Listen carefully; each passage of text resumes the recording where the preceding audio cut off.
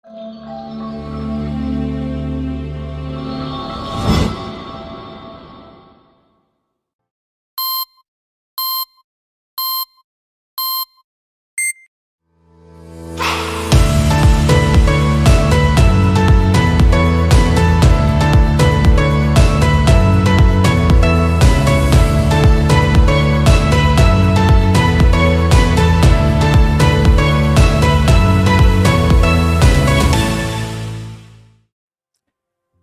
semuanya, kembali dalam program Deep Talk with Pase. Dan malam hari ini kita akan melanjutkan tadarusan Alkitab kita yang masuk di Injil Matius pasal yang ke-22 ya. Kita kemarin baru membaca sampai dengan ayat yang ke-22, tepatnya kemarin lusa ya, karena di Rabu kemarin tidak ada Deep Talk with Pase, tapi ada program baru yakni Living in Wisdom ya. Saya sedang membagikan topik-topik yang saya rasa agak susah kalau saya bentuk dalam bahasa khotbah ya.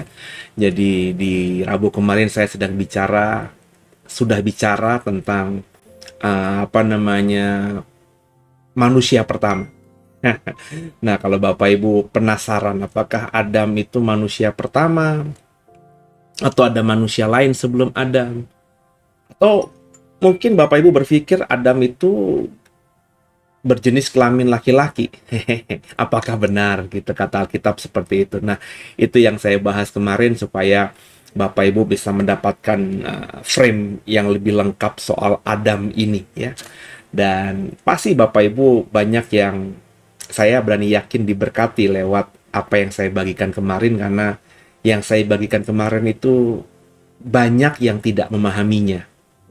Karena kebanyakan kita itu hanya mengikuti tafsir utama yang ada dalam gereja ya, sehingga ketika sudah ada tafsiran yang dipahami oleh banyak gereja, oleh mayoritas orang Kristen, kita merasa bahwa tafsiran itu tafsiran yang benar.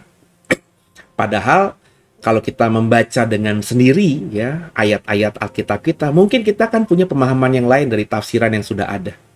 Nah, saya berusaha sejak bertahun-tahun yang lalu untuk membaca Alkitab dengan hati nurani, dengan mengandalkan Tuhan saja ya, mengandalkan Roh Kudus saja. Saya berusaha untuk tidak lagi mengikuti tafsir-tafsir yang pernah mencekoki pikiran saya, akal saya, otak saya, karena dulu saya di bangku sekolah tinggi teologi sebagai mahasiswa dan sebagai dosen, saya memang harus mengikuti atau membaca, mempelajari tafsir-tafsir yang ada. Tapi itu sudah saya singkirkan, buku-buku tafsir itu hampir-hampir tidak saya sentuh. Saya juga tidak pernah menyentuh juga tafsir-tafsir yang ada, yang saya bisa temukan di hari ini di Google atau di YouTube. Saya berusaha untuk hanya mengandalkan Alkitab saya saja.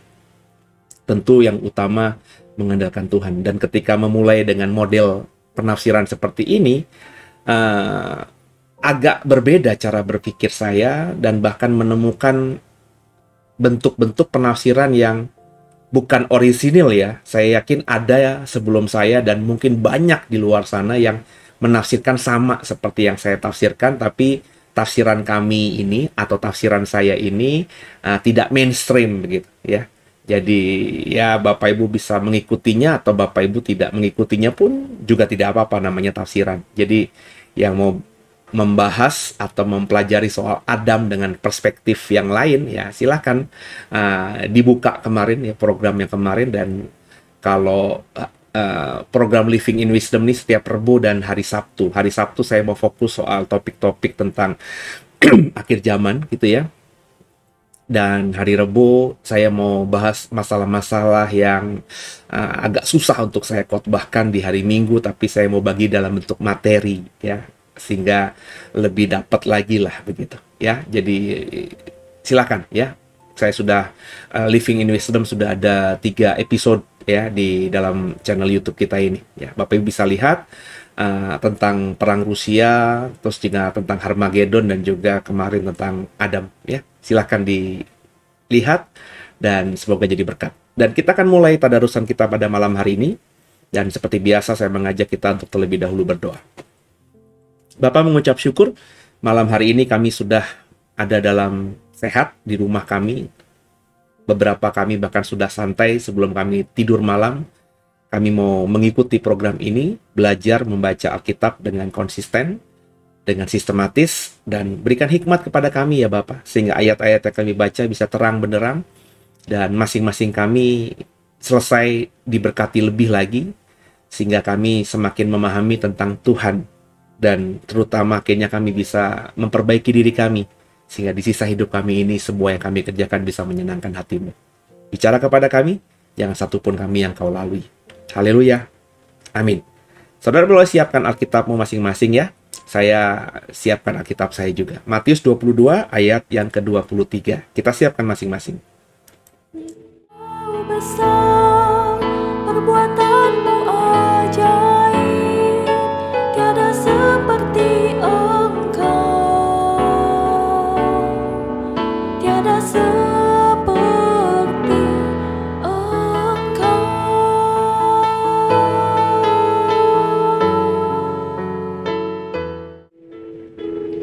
Ya, ada bantuan di layar saudara. Injil Matius pasal yang ke-22 ayat 23. Perikopnya diberi judul pertanyaan orang Saduki tentang kebangkitan. Bersama-sama ya kita baca ayat 23 ini. 3, 1 ya.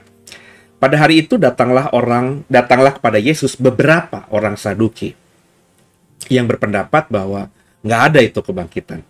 Ya, mereka bertanya kepada Yesus, "Guru, Rabai, Musa mengatakan bahwa jika seorang mati dengan tiada meninggalkan anak, saudaranya harus kawin dengan istrinya itu dan membangkitkan keturunan bagi saudaranya itu. Tetapi di antara kami ada 7 orang bersaudara. Yang pertama kawin, tapi kemudian mati, dan karena ia tidak mempunyai keturunan, ia meninggalkan istrinya itu bagi saudaranya. Demikian juga yang kedua, dan yang ketiga, sampai dengan yang ketujuh. Dan akhirnya sesudah mereka semua, perempuan itu pun mati. Siapakah di antara ke-7 orang itu yang menjadi suami perempuan itu pada hari kebangkitan? Sebab mereka semua telah beristrikan dia." Yesus menjawab mereka, "Kamu sesat, sebab kamu tidak mengerti kitab suci maupun kuasa Allah. Karena pada waktu kebangkitan, orang tidak kawin dan tidak dikawinkan, melainkan hidup seperti malaikat di surga. Tetapi tentang kebangkitan orang-orang mati, tidakkah kamu baca apa yang difirmankan Allah ketika ia bersabda, 'Akulah Allah Abraham, Allah Ishak, dan Allah Yakub.' Ia bukanlah Allah orang mati, melainkan Allah orang hidup." Orang banyak yang mendengar itu takjub akan pengajarannya. Haleluya. Nah, ini menarik saudara ya. Jadi ada orang-orang Saduki yang datang kepada Yesus, dan saya sudah ngomong berkali-kali sebenarnya kalau Bapak Ibu mengikuti program ini sudah dari yang episode pertama yang kita membahas Injil Lukas. Jadi tadarusan Alkitab atau Deep Talk Vipase ini dimulai dengan Injil Lukas. Ya, Bapak Ibu yang sudah mengikuti tadarusan Injil Lukas, Injil Markus, juga Injil Yohanes, Bapak Ibu tentu sudah paham ya. Saya berkali-kali mengatakan bahwa orang Saduki atau pengikut Saduki atau partai Saduki ini orang-orangnya kepercayaannya tidak mempercayai kebangkitan. So bagi orang Saduki, meskipun mereka taat atau hormat sama hukum Musa, mereka mempercayai bahwa ya hidup itu ya cuma di dunia ini aja.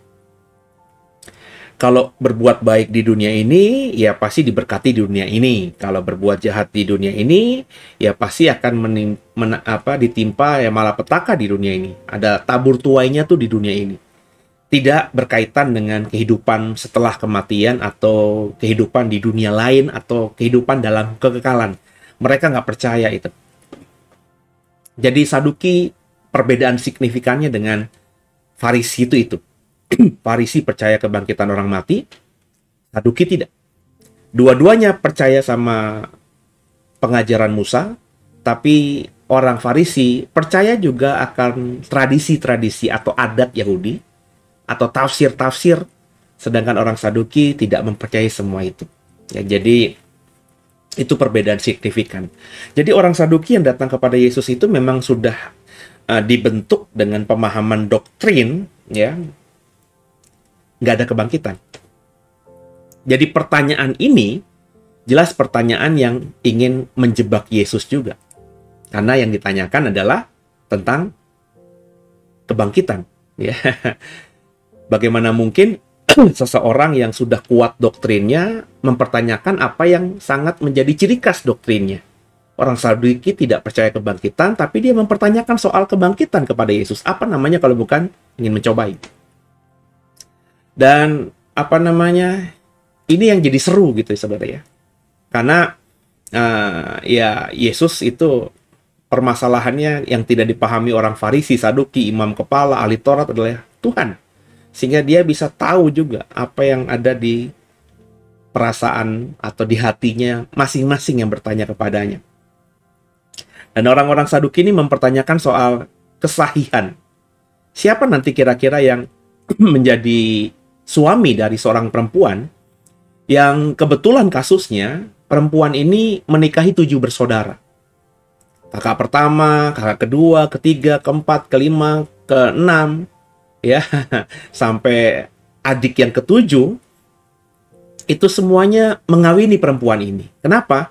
Karena ketika kakak pertama menikahi perempuan ini, dia mati belum punya anak, maka adiknya harus naik ranjang agar kakaknya ini punya keturunan. Tapi adiknya yang kedua ini juga mati tanpa keturunan. Yang ketiga naik ranjang lagi, mati tanpa keturunan. Begitu sampai 7 kakak beradik ini menikahi perempuan ini, dan mereka semua tidak punya keturunan. Yang menariknya perempuan ini baru kemudian mati setelah menikahi 7 kakak beradik ini. Berarti perempuan ini umurnya panjang. Umurnya luar biasa. Ya saudara ya. Dan perempuan ini dikenal sebagai bukan seorang pelacur, bukan perempuan sundal, tapi perempuan terhormat yang dinikahi 7 kakak beradik. Ya. Dan mereka semuanya menikahi perempuan ini dengan tidak meninggalkan anak. Orang Saduki bertanya kepada Yesus, nanti kalau ada kebangkitan, sekali lagi orang Saduki nggak percaya kebangkitan. Dia bertanya ini, berarti kan dia sebenarnya jawaban Yesus apapun ya dia sudah punya pandangan gitu. Ini jadi menggelikan, sekaligus juga ngeselin gitu ya. Dan orang Saduki bertanya, nanti kalau ada kebangkitan, siapa yang menjadi suami dari perempuan ini? Karena semuanya 7 kakak beradik ini memang suami perempuan ini, tapi dalam kebangkitan orang mati nanti, siapa yang jadi suami? Ini ya dibilang pertanyaan yang normal ya, wajar ya, bisa saja. Tapi kalau pertanyaan ini benar-benar tulus, itu tentu ditanyakan oleh orang yang memang mungkin tidak mengerti atau berpandangan percaya kebangkitan. Itu namanya tulus. Jadi emang orang yang bertanya karena dia percaya ada kebangkitan orang mati, mungkin dia mengalami kasus, dirinya sendiri mengalami kasus ya, yang seperti cerita tadi, dia harus naik ranjang menggantikan kakaknya yang kemarin menikahi kakak iparnya yang sekarang menjadi istrinya ya. Tapi kakak kandungnya dan istrinya itu ketika menikah tidak meninggalkan anak, maka dia yang harus secara adat naik ranjang menggantikan kakaknya agar kakaknya punya keturunan yang diwakili oleh benih spermanya dia. Ya dia tentu bertanya mungkin ya. Nanti kalau aku juga nggak punya anak, nanti di dalam kebangkitan, karena aku percaya kebangkitan, yang jadi suami dari istriku tuh kakakku atau aku? Ini kan pertanyaan yang sebenarnya normal saja ditanyakan. Jika memang percaya kebangkitan. Nah, problemnya orang Saduki nggak percaya kebangkitan. Lalu, kenapa mempertanyakan sesuatu tentang kebangkitan? Atau kasusnya tentang kebangkitan. Wong, mereka sudah tidak percaya kebangkitan. Ini kan, ya tadi, bahasa-bahasa saya tadi, mengesalkan sekaligus juga menggelikan gitu ya. Dan Yesus menjawabnya dengan brilian.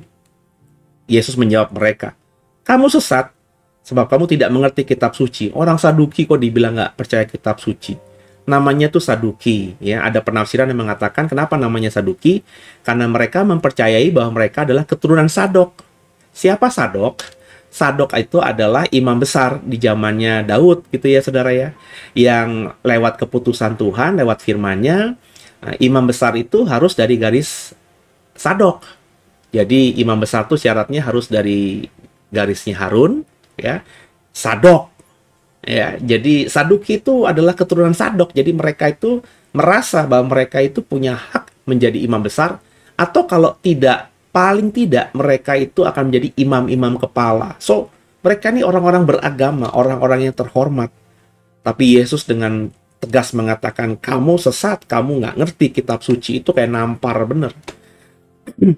Jadi mereka tuh ketembaknya bener-bener langsung mati gitu, saudara. Kalau ada sniper gitu nembak langsung ke bagian otak dan langsung membuat orang ini lumpuh dan mati seketika.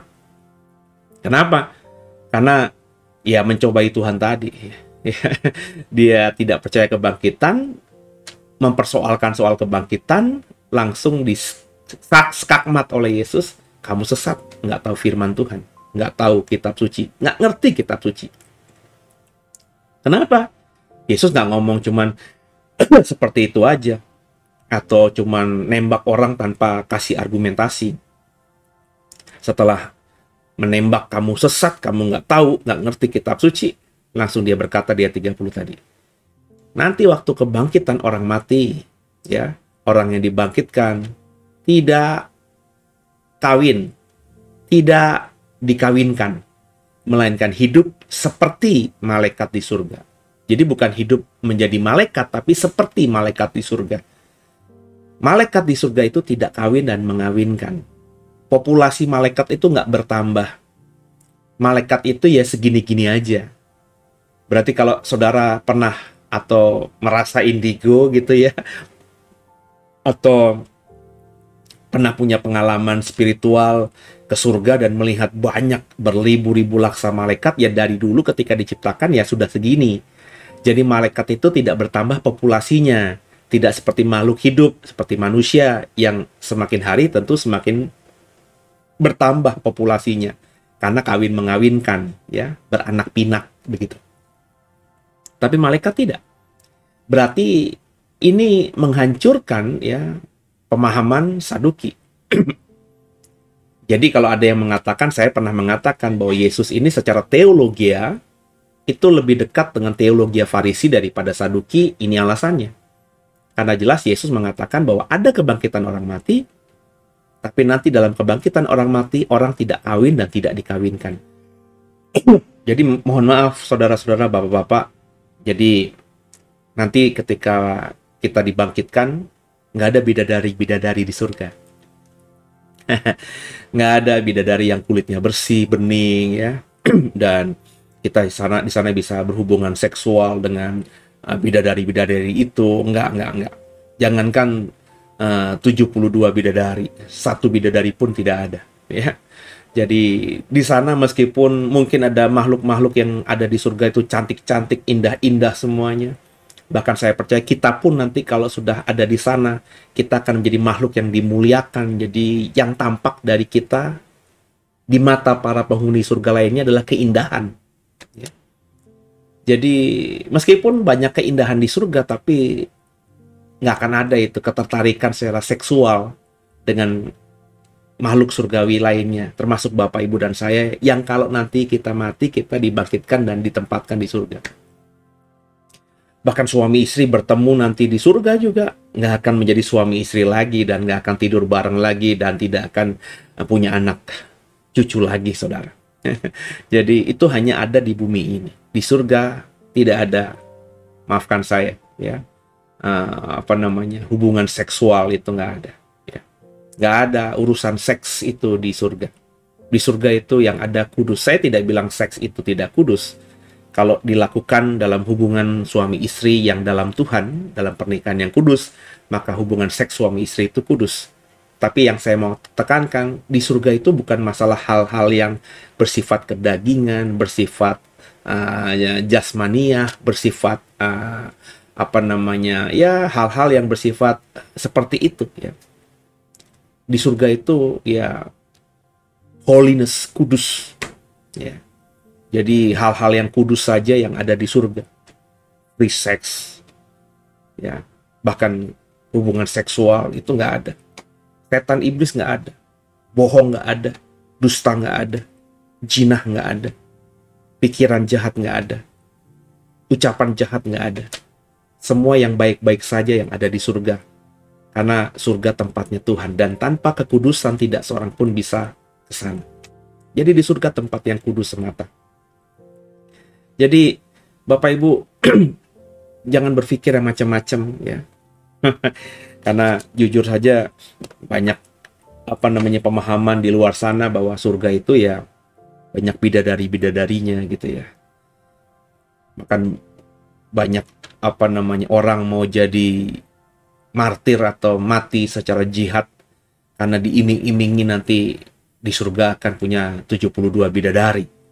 Mungkin karena mukanya jelek di dunia ini nggak bisa dapat perempuan cantik dan seksi, maka ya mati aja lah supaya cepat-cepat bisa mengawinkan dengan bidadari-bidadari yang di surga. Ya itu konyol ya. Itu nggak ada ya saudara ya. Nggak ada di surga begitu ya. Jadi Bapak Ibu harus membaca surga dengan benar. Jadi jangan dipengaruhi. Makanya saya selalu berkata ya, apa bukumu? Apa peganganmu? Apa dasarmu?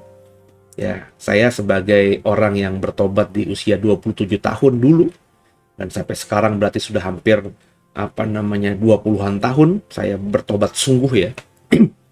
Kalau Kristen sejak oe-oe, tapi bertobat sungguhnya ya di usia 27 tahun itu, saya selalu mendasarkan pengajaran saya hanya dari Alkitab. Saya selalu membangun dasar iman saya hanya dari Alkitab.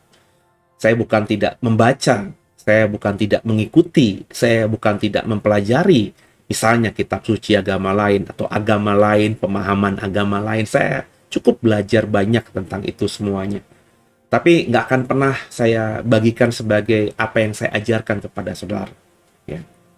Saya cukup tahu banyak soal Islamologi, saya cukup tahu banyak soal Hindu-Buddha, saya cukup tahu banyak tentang agama-agama suku, karena itu saya pelajari. Ya. Bukunya pun saya cukup lengkap lah, ya sebagai buku pegangan yang dulu dipakai untuk mempelajari hal itu semuanya, saya cukup punya gitu, dan masih terekam di dalam pemikiran saya. Ya tinggal di tune up aja lagi gitu ya. Maka apa yang sudah ada di otak sekitar 12-an tahun yang lalu dari sekolah-sekolah teologi yang saya ikuti, itu mungkin bisa langsung teringat lagi, ya, tajam lagi. Tinggal dikasih percikan aja, karena sudah terekam di alam bawah sadar saya. Tapi saya nggak pernah memakai itu semuanya. Ya. Saya misalnya mengikuti perdebatan soal Islamologi yang dilakukan oleh seseorang yang menamakan dirinya Christian Prince gitu saudara. Saya mengikuti, saya cukup mengagumi ya, karena dalam beberapa perdebatannya yang sehat, tidak emosional gitu ya, itu bisa membuat orang-orang bertobat ya, dan akhirnya percaya kepada Yesus. Dan itu di channelnya Bapak Ibu bisa temukan banyak. Dari sini saya juga menambah amunisi saya ya, bahwa ada peluru-peluru yang bisa saya gunakan lewat pengajaran dari Christian Prince, karena dia adalah orang percaya yang menguasai bahasa Arab gitu ya, dan cukup menguasai dan menghafal ayat-ayat di kitab suci agama Islam, Al-Quran gitu ya. Jadi dia tahu bahasa Arab, dia menguasai Al-Quran juga, sehingga dia cukup punya amunisi yang banyak. Dan sedikit banyak karena saya mengikuti juga ya, meskipun tidak intensif ya, saya mengikuti juga. Saya tahulah ayat-ayat kunci dari Al-Quran yang bisa kita pakai untuk berdebat misalnya dengan orang tentang Islamologi. Tapi perhatikan, saya tidak pernah pakai itu dalam apapun juga ya. Di khotbah saya nggak pernah pakai. Di dalam program Deep Talk with Pastor nggak pernah saya pakai, dalam program apapun nggak akan pernah saya pakai ya. Sebab saya saat ini berdiri ya untuk mengajar saudara yang orang Kristen ya, dan saya memang punya hati panggilan kalau mau menceritakan atau mau mengenalkan orang tentang Injil, tentang kabar baik, tentang Yesus, saya masuk dengan Alkitab, apapun agamanya, termasuk itu ketika orang itu beragama Islam. Saya tidak akan pakai apa yang saya tahu tentang Al-Quran itu ya. Sebab saya kepengen orang yang menjadi Kristen lewat pelayanan saya itu memang dipertobatkan oleh Alkitab, oleh firman Tuhan Sehingga mereka akhirnya mencintai Alkitab karena mereka mengenal Tuhan lewat perantaraan saya, di mana saya mengenalkan mereka tentang Yesus. Bukan cuma dari kesaksian, tapi dari ayat-ayat yang saya tafsirkan, yang saya sharingkan dengan mereka. Ya, gaya saya dengan gaya hamba Tuhan yang namanya Christian Prince itu berbeda. Karena memang kita punya calling, panggilan, kelebihan berbeda. Mungkin andai kata saya menguasai bahasa Arab, dan saya juga akhirnya bisa membaca Al-Quran lewat bahasa aslinya, mungkin saya akan seperti beliau. Tapi karena saya tidak punya skill sama sekali soal bahasa Arab, jadi meskipun saya tahu ya, saya karena menghafal juga kan bahasa Arabnya apa gitu ya, ada di surat apa, ya saya nggak menggunakannya. Kenapa? Karena saya sadar saya tidak kompeten di situ. Ya, mungkin orang-orang yang bertobat dari agama Islam dan Islamnya itu Islam yang jago bahasa Arab gitu ya, menguasai Al-Quran, mungkin ketika bertobat jadi seorang Kristen, jadi seorang pengkhotbah Kristen, mungkin bisa menggunakan ayat-ayat dari kitab suci lamanya ini karena memang menguasai. Nah, tapi kalau kayak model saya gini, ya Kristen sejak ngoe-ngoe ya, yang saya tahu Alkitab itu adalah firman Tuhan, yang saya tahu, yang saya paham kitab suci itu ya hanya Alkitab, ya saya gunakan Alkitab saja untuk menginjili siapa saja, untuk mengajar siapa saja yang mau belajar, yang mau mengenal Yesus Kristus.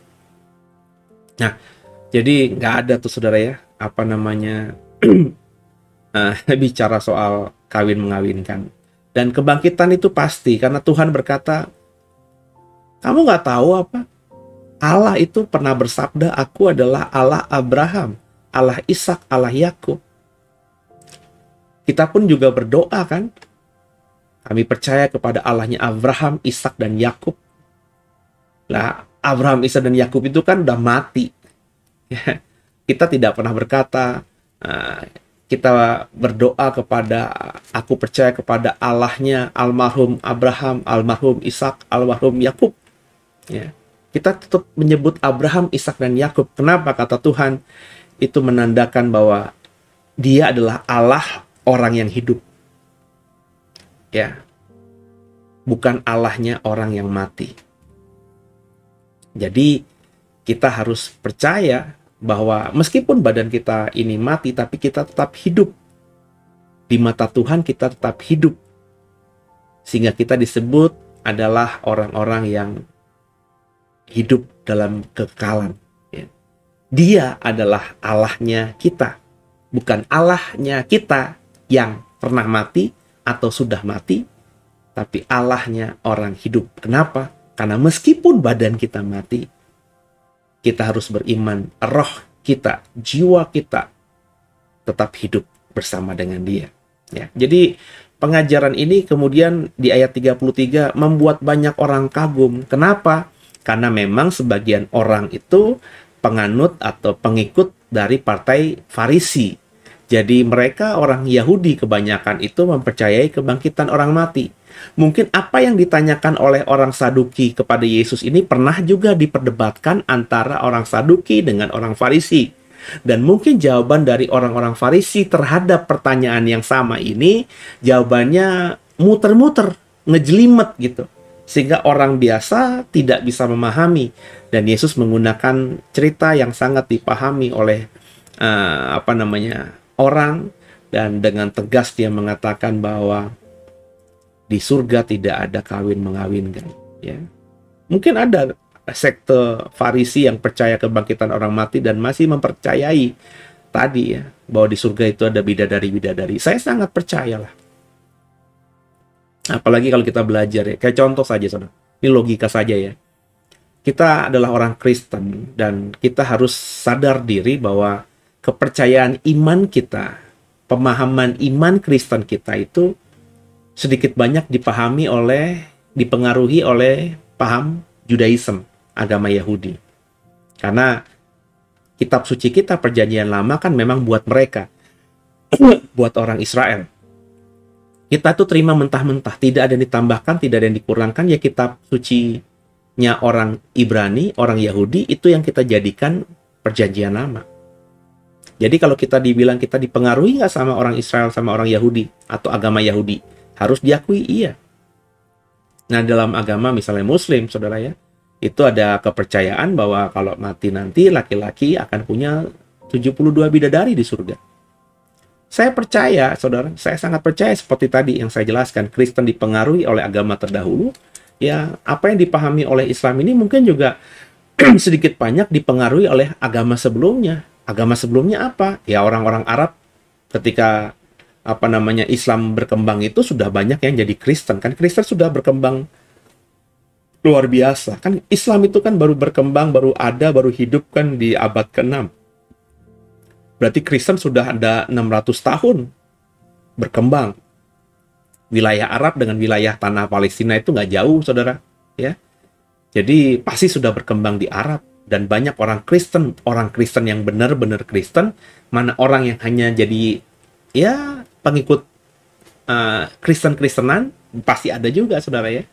Jadi cerita soal 72 bidadari ini pasti juga dipengaruhi juga oleh agama terdahulu, yakni Kristen dan juga Yahudi. Maksud saya begini, bisa jadi di zamannya Yesus pun ada orang-orang Farisi yang percaya kebangkitan orang mati, tapi juga mengajarkan bahwa di sana nanti, di surga nanti, masih ada kawin-mengawinkan. Mungkin juga berkembang, kemudian di zaman setelah kekristenan juga berkembang, agama Yahudi juga masih ada kan. Ada rabai-rabai Yahudi yang mengatakan bahwa di surga itu ada bidadari-bidadari. Sehingga apa yang tersebar di masyarakat akar rumput ini, kemudian yang ditangkap oleh Islam, dan kemudian dipercayai juga sebagai sebuah kebenaran. Ya kan, pasti ada saling kait-mengkait dengan hal itu. Ya benar apa tidaknya, yang saya mau katakan bahwa tentu yang sekarang ini muncul, itu tidak lepas dari pengaruh yang lalu. Benar nggak? Karena kita ini, terikat dengan sejarah yang menyambung, itu maksud saya. Jadi, ya jangan berpikirlah bahwa ada bidadari dan kita bisa nikahi di surga bidadari. Mungkin ada perempuan cantik banyak, karena di surga nggak ada perempuan jelek. Semua sudah dalam kemuliaan Tuhan. Maksud saya, di surga itu kita nggak akan ada pikiran, ada orang itu rambutnya keriting jelek banget ya, rambutnya lurus jelek banget ya, kulitnya putih pucat banget ya, kulitnya hitam kok gelap banget ya, kulitnya kuning kok jelek banget ya. Nggak ada pikiran negatif yang kayak gitu, nggak ada. Ada pikirannya positif aja. Cantik, tampan, penuh kemuliaan, bersinar-sinar, penuh wibawa. Pokoknya yang baik-baik saja. Kenapa? Karena yang di surga itu selalu berkaitan dengan yang baik. Karena surga tempat tahta Tuhan berkuasa. Amin ya. Lanjut ya, ayat berikutnya ya. Hukum yang terutama. Ketika orang-orang Farisi mendengar bahwa Yesus telah membuat orang-orang Saduki itu bungkam, berkumpullah mereka. Dan seorang dari mereka, seorang ahli Taurat, bertanya untuk mencobai dia. Guru, hukum manakah yang terutama dalam hukum Taurat? Jawab Yesus kepadanya. Kasihilah Tuhan Allahmu dengan segenap hatimu dan dengan segenap jiwamu dan dengan segenap akal budimu. Itulah hukum yang terutama dan yang pertama. Dan hukum yang kedua yang sama dengan itu ialah kasihilah sesama manusia seperti dirimu sendiri. Pada kedua hukum inilah tergantung seluruh hukum Taurat dan kitab para nabi.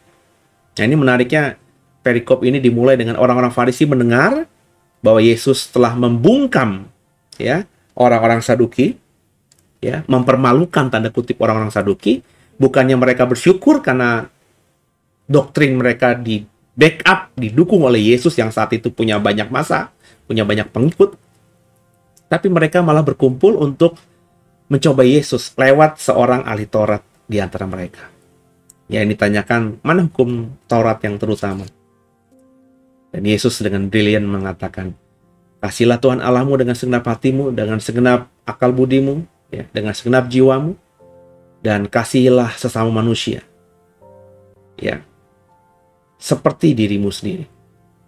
Hukum mengasihi manusia itu sama ya dengan yang pertama. Artinya apa? Tidak ada perbedaan. Ya. Kalimat ayat 39. Dan hukum yang kedua yang sama dengan itu, yang sama kedudukannya.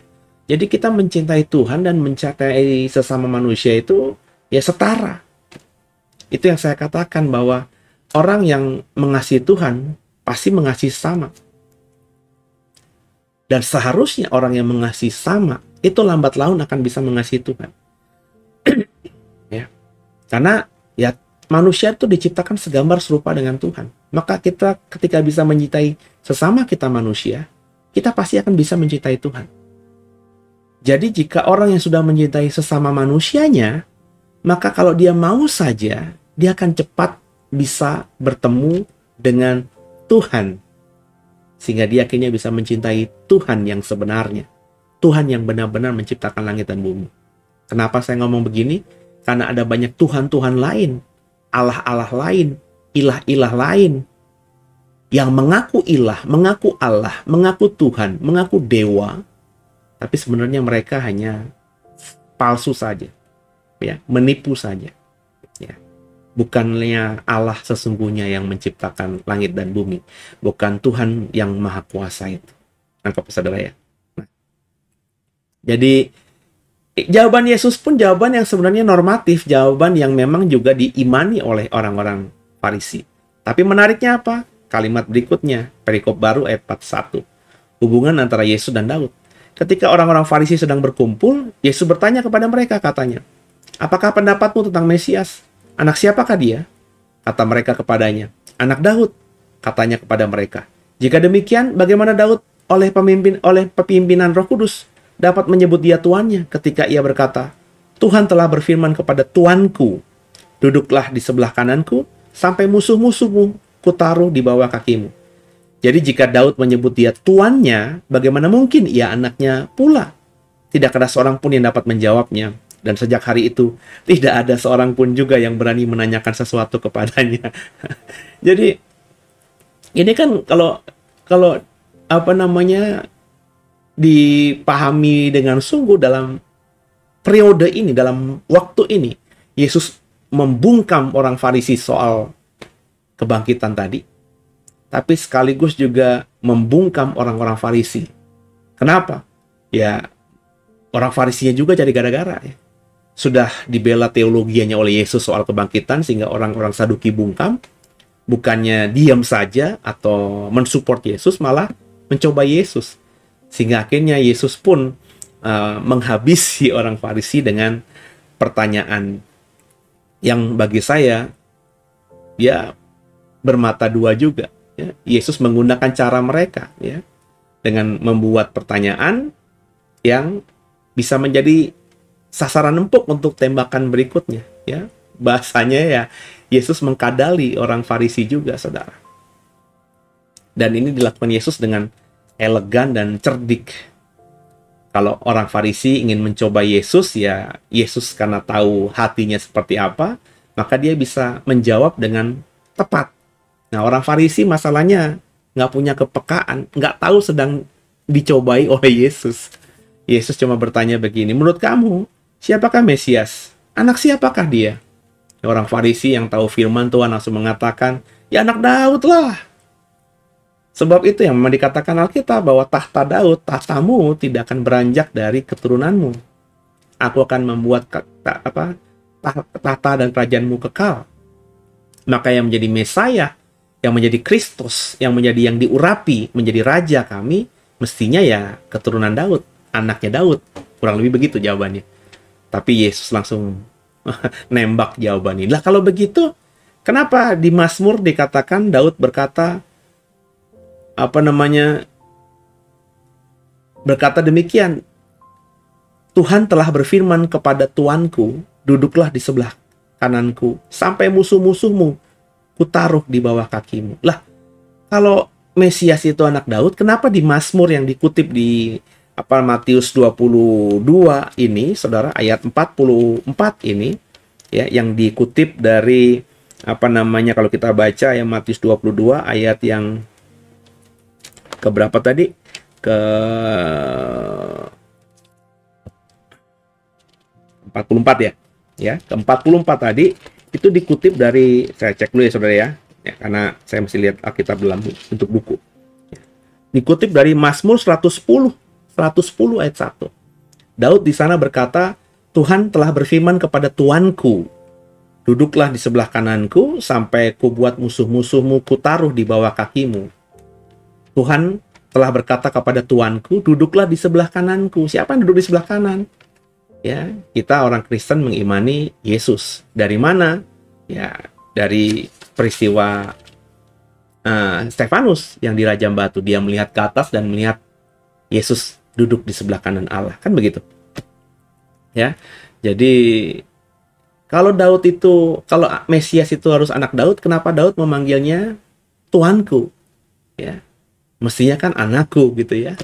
Jadi gimana dong ya? Daud itu bapak dari Mesias atau hamba dari Mesias?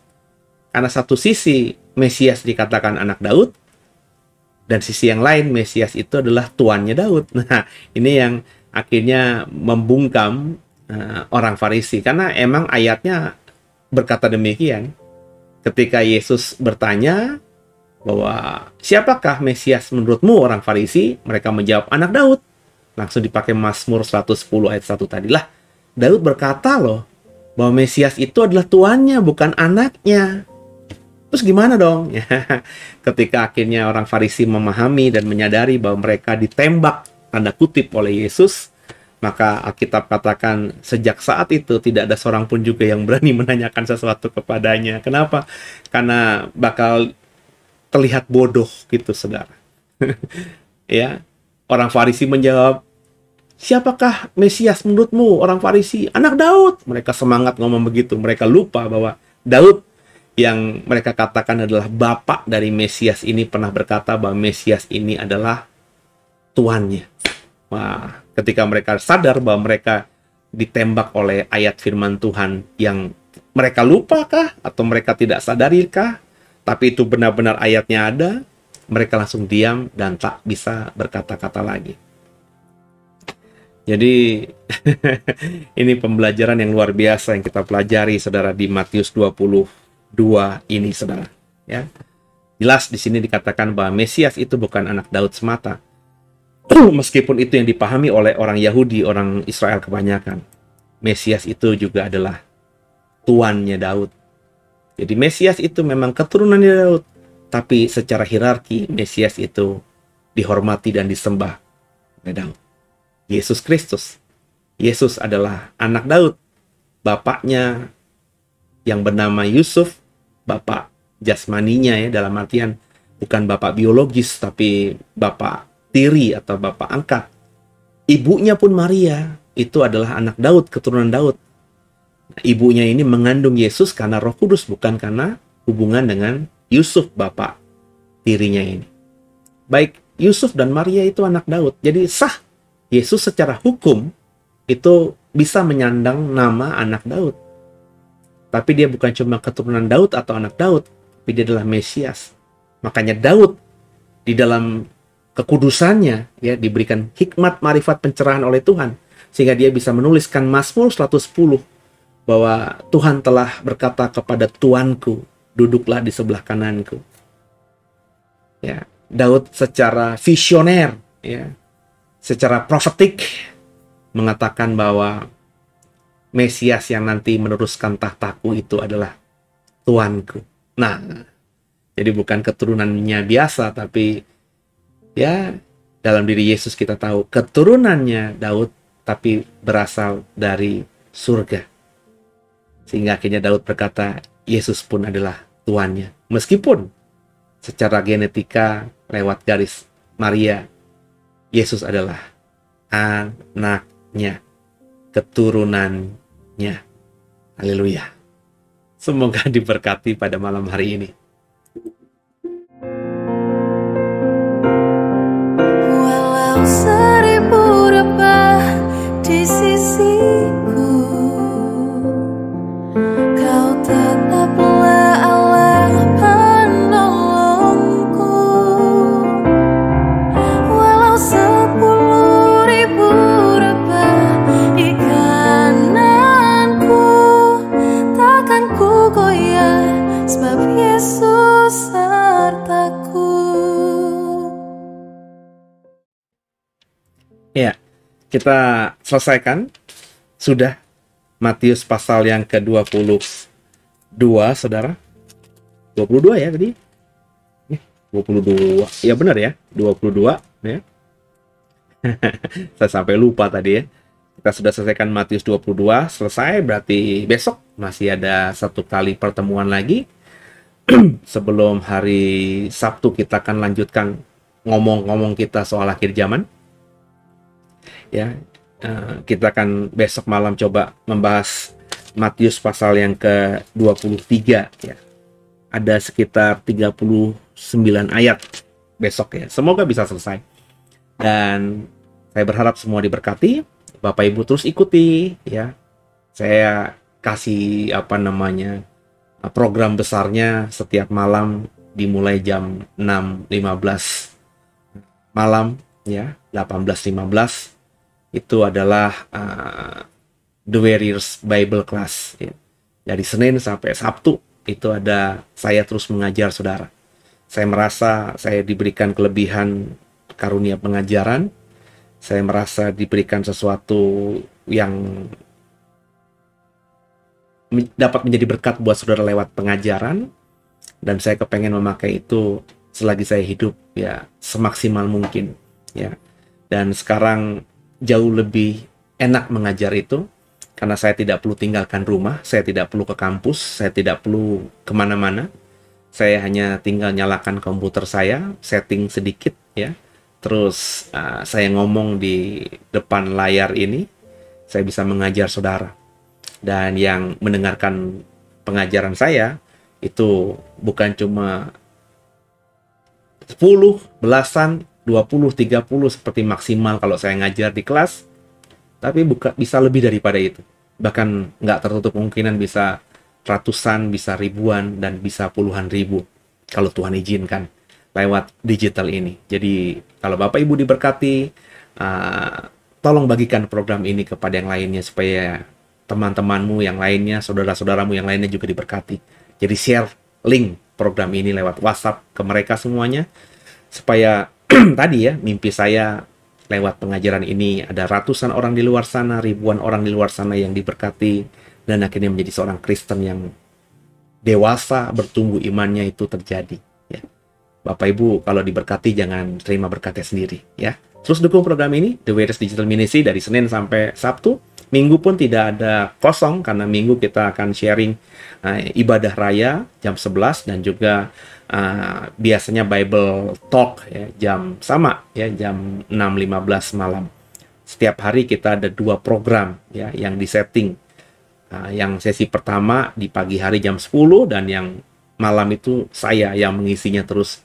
Kecuali hari Minggu, kadang-kadang Bible Talk-nya ada sayanya, kadang-kadang rekan-rekan lain yang men-sharingkan. Karena di The Way, saya mau mengkader beberapa leaders, beberapa rekan-rekan untuk mulai speak up ya tentang Injil, tentang teologi, tentang pemahaman iman mereka, supaya mereka nanti ya bisa menjadi leaders pasca saya. Atau mungkin nanti Tuhan bisa pakai mereka untuk menjadi pemimpin di tempat lain. Nobody knows.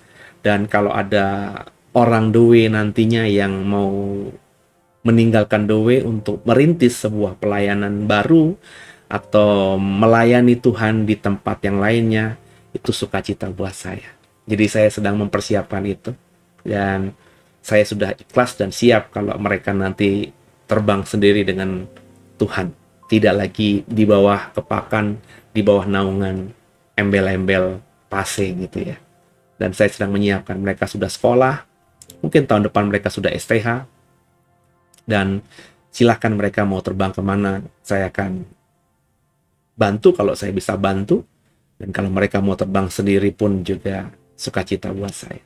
Dan saya berharap lewat program ini juga, mungkin saya tidak bisa tahu, tapi saya berharap lewat program ini, muncul pemimpin-pemimpin rohani, muncul hamba-hamba Tuhan, yang akhirnya berani melayani Tuhan, karena dipengaruhi sedikit banyak oleh program ini.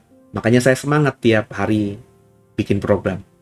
Berusaha untuk menanggalkan rasa jenuh, rasa boring, rasa capeknya. Karena saya tahu nanti upahnya besar buat saya Dan terlebih kerajaan surga akan semakin diperluas lewat pelayanan yang dimulai dari hal kecil yang saya lakukan ini. Ya, jadi sama-sama mendukung dalam doa, terus dukung, dan saya berdoa buat saudara. Satukan hati kita doa. Terima kasih Tuhan, buat malam hari ini kami doa, hamba doa, semua yang mengikuti program ini semakin semangat dalam Tuhan, semakin on fire, semakin sadar panggilannya apa, dan mau menghidupi panggilannya dengan sungguh. Terima kasih buat tadarusan malam hari ini. Berkati tidur kami malam ini, dan kami percaya besok hari jauh lebih luar biasa daripada hari ini. Malam ini Tuhan, ampuni salah dosa kami. Malam ini kami mengaku dengan sungguh, dengan hati, dengan pikiran yang sehat, dengan iman yang kuat, bahwa Yesus Kristus adalah Tuhan, Juru Selamat kami yang hidup. Dan malam ini ke dalam tangan-Mu lah kami serahkan tubuh, jiwa, dan roh kami. Pakailah kami sesuka-suka-Mu Tuhan. Haleluya. Amin. Kasih Tuhan, selamat malam.